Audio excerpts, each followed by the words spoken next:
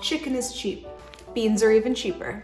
And the pressure cooker can make your life a whole lot easier. So let's make 3 delicious meals using 1 chicken.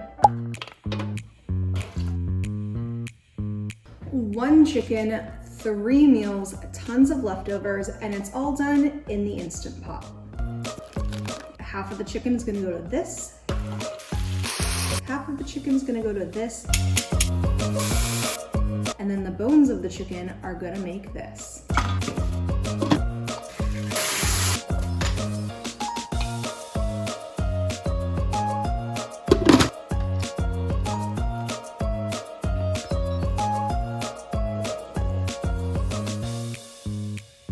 And it's all freezer friendly and perfect for meal prep.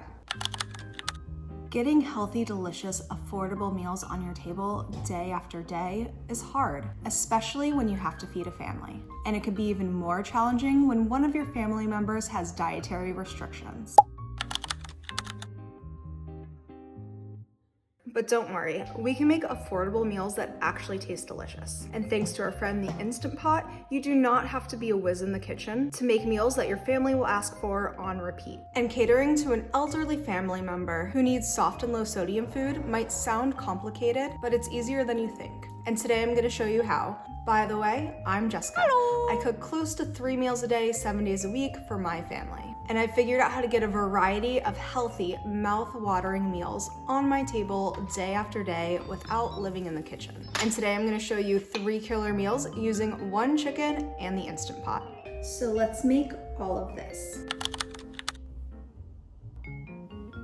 Today we're gonna make fall off the bone Spanish chicken. Chicken tikka masala, but with a healthier twist.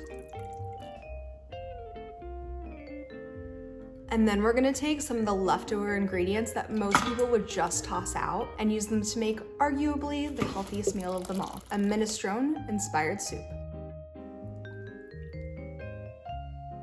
So let's get started. First of all, why the whole chicken? Well, for many good reasons. It's typically cheaper, especially when you use every last bit, which we will today. And cooking with the bones in is juicier. Why? Moisture retention and heat distribution. Basically, the bones help to retain moisture during cooking, which leads to a juicier and more tender texture. And the bone helps to distribute heat more evenly. This ensures that the meat cooks more evenly, which prevents it from drying out. Another good reason? It's healthier. Bones contain nutrients like calcium and phosphorus that can be absorbed into the meat and the broth while cooking, making it even more nutrient dense, which I would consider another win. And bone-in chicken is the perfect candidate for the slow cooking method, which results in that beautiful, tender, juicy, flavorful chicken that just falls off the bone and makes you salivate even thinking about it. But we don't have time for that. Life is busy. Oh. So thank goodness for the Instant Pot, which will yield the same results for a fraction of the time. Now that we've talked chicken, let's get cooking. First up, Spanish-inspired chicken. So I recommend grabbing chicken that has already been broken down because we're using the chicken for several dishes, so why not make life easier and let the professionals do it for you? Remove the skin of the chicken and rinse your chicken, unless you don't like to rinse your chicken. There seems to be battling opinions of that on the internet, so do what works for you.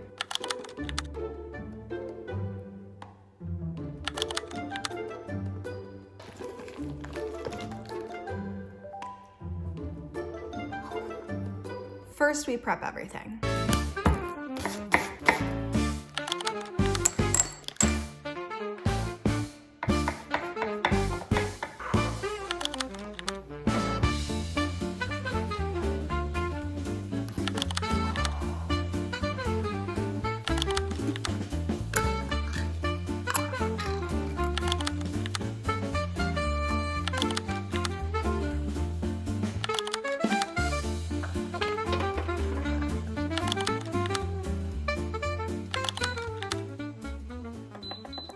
The flavor train is pulling out of the station. Heat oil in a pressure cooker over medium heat. Add onions and cook until softened, about 3 to 5 minutes. We start with the onion because this helps build a lot of flavor.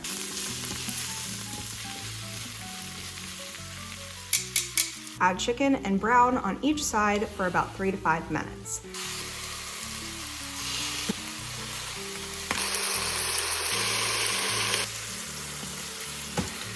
Add garlic, smoked paprika, cumin, tomato paste, and bay leaf.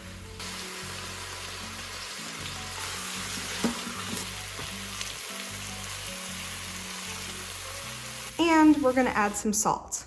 Let's talk about salt. As mentioned earlier, my partner's mom Lola needs a lower sodium diet. That's low sodium, not no sodium. For her, that's about 1,500 milligrams of sodium per day.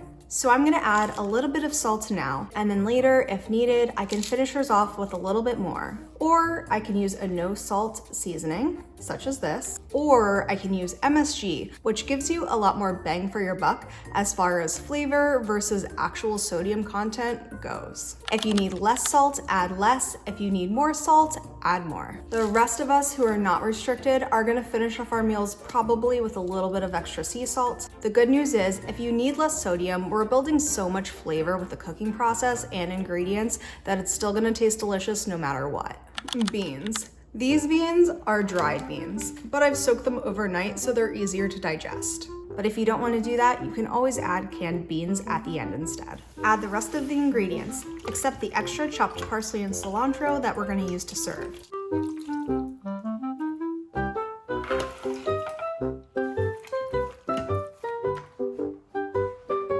And pressure cook on high for about 15 minutes. While that baby is cooking, I'm going to clean, reset, and start prepping for our second dish, which I am even more excited about than the first.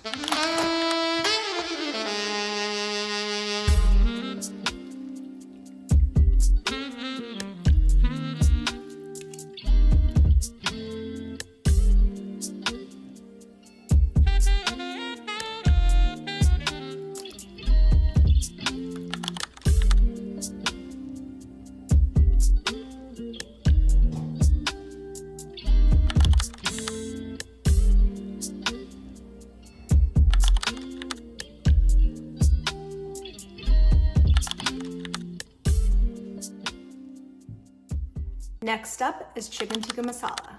Chicken tikka masala is often considered the most popular Indian dish in America for a reason. She's rich, she's creamy, she's complex in flavor, but not so complex that it scares away picky eaters.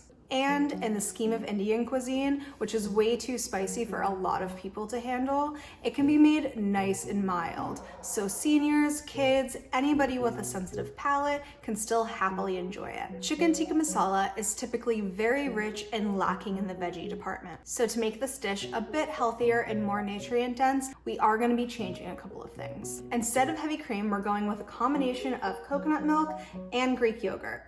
Coconut milk because it's just a lot nicer on a lot of people's stomachs, but I do want to make sure that this tikka masala is going to be rich and creamy, so I'm going to add some Greek yogurt at the end, which is going to add some extra protein as well. I'm also adding chickpeas. Chickpeas are just a nice cheap way to bulk up a meal, plus they're nutrient dense and just really good for you. I went with dried chickpeas soaked overnight because they're cheaper and I like the texture better, but you can go with canned chickpeas as well. Just drain them, rinse them, and add them at the end. And I'm adding a couple of extra carrots to cook down in the sauce, which I will blend at the end. This is just gonna add a little bit more nutrients, fiber, and a little extra sweet flavor. And to serve with this lovely tikka masala, I do have an extra bonus recipe that you'll love. But first, let's get started on the chicken. First, we're gonna start off with our onion, our garlic, and our ginger. But instead of chopping it really small, I'm gonna add it to a food processor because we wanna work smarter, not harder. And then I also blended up the carrots as well.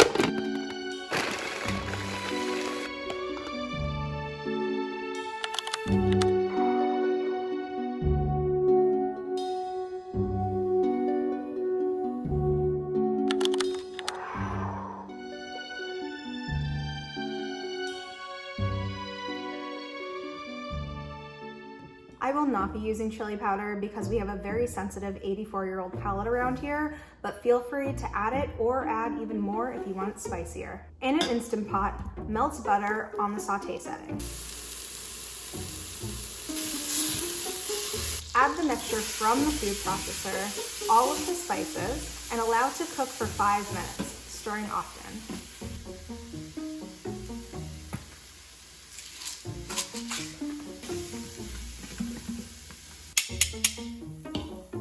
add chicken and cook for about 3 to 5 minutes on each side or until it's slightly brown.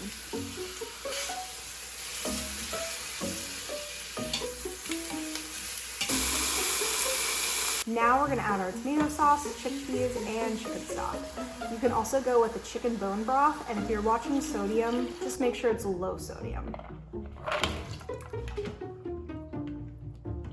I close the lid and pressure cook on high for 15 minutes.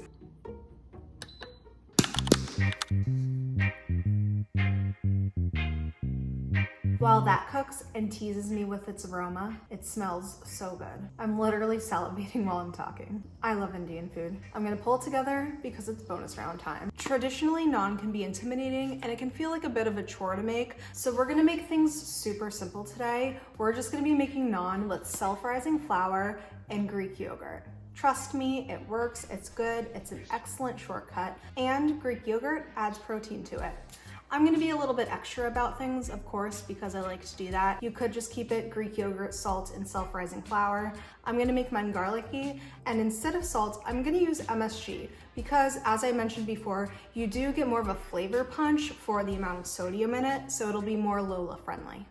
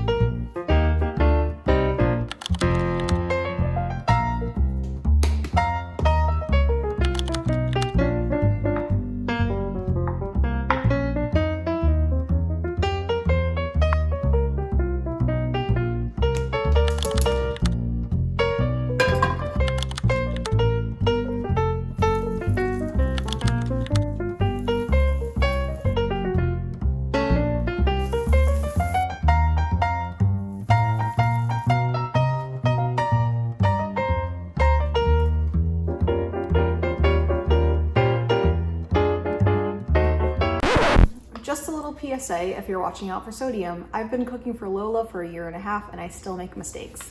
This has sodium in it. It didn't occur to me because it's a flour, but duh. There's flour along with baking soda, which has sodium, plus just plain old salt is in here. Again, it didn't occur to me, but there is 330 milligrams per 1/4 cup, which makes my naan not very low in sodium. No! So what I personally did, because Lola is low sodium, not no sodium, I just gave her half a piece of naan, which was a reasonable amount of sodium for her. So it worked. Do what works for you. So I'll still be using this recipe because it's so easy and very tasty, but she will just get half a serving.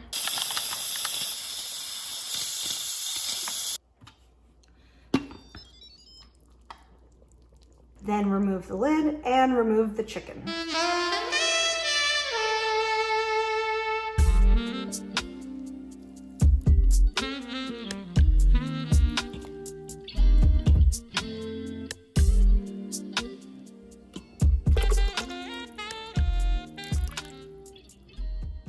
After we add the coconut milk to the pressure cooker, we're going to turn the saute setting back on and allow it to simmer for about 15 minutes. This is going to allow it to thicken more.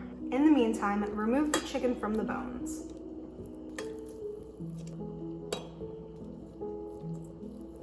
Once the sauce has been simmering for 15 minutes, turn off the pot and add the chicken back in. Now we're going to allow it to cool for about 5 minutes. Do not skip this step, because then we are going to add the Greek yogurt. If you add the Greek yogurt right after, it will curdle, so don't do that. Be patient, let it cool down a little bit, and then add the Greek yogurt.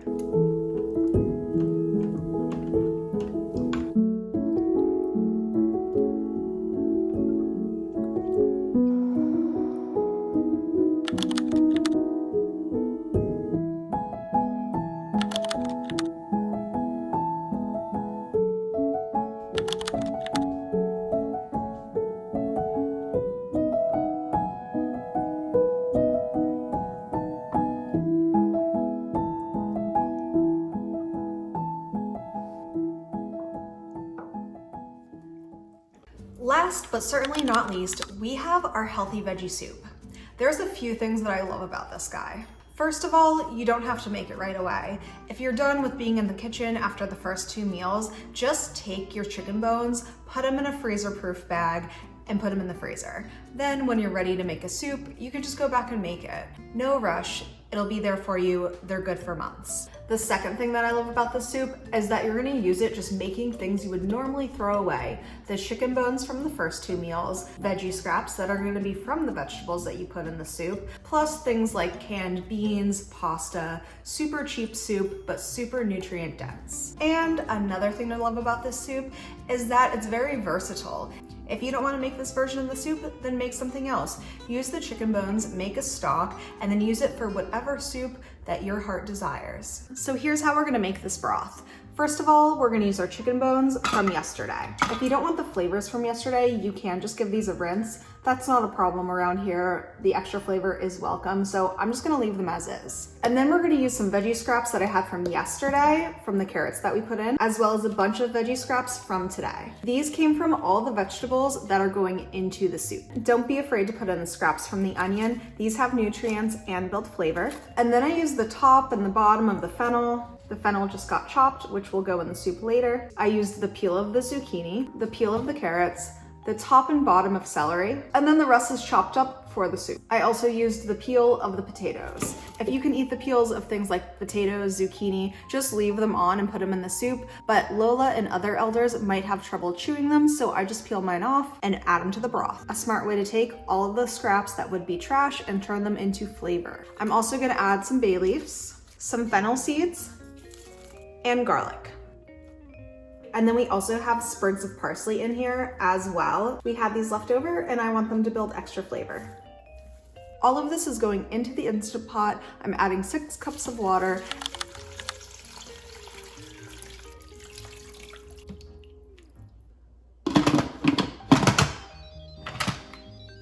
And then I'm cooking it on high for about an hour. And then let it release for 10 minutes.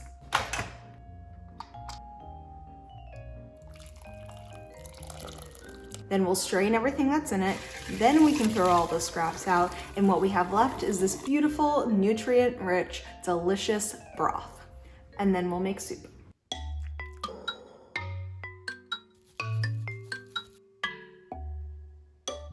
In the soup, I'm using canned beans. I'm going with no salt added because of Lola. 1 chopped zucchini that's peeled. Fennel, chopped. 2 potatoes, chopped. A little pasta. I'm going with a high protein version.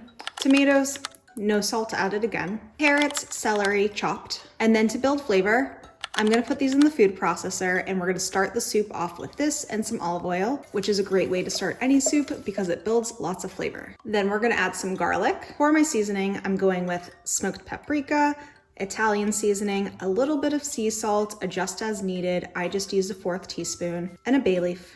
I'm also gonna add a little bit of tomato paste. I go with the salt-free version.